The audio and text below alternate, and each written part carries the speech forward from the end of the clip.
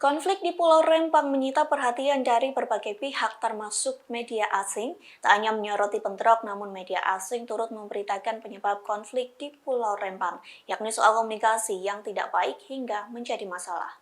Adapun media asing yang memberitakan konflik tersebut yakni Reuters, kantor yang didirikan di London ini menerbitkan berita soal konflik di Rempang pada Selasa 12 September 2023. Berita ini diberikan tajuk Polisi Indonesia menangkap 43 orang setelah kerusuhan di kawasan industri.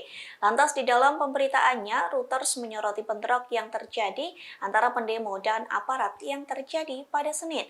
Pasalnya, puncak kemarahan warga setempat berujung 1.000 demonstran berakhir ricuh di depan kantor BP Batam. Adapun salah satu penyebab terjadinya bentrok itu lantaran komunikasi yang tidak baik.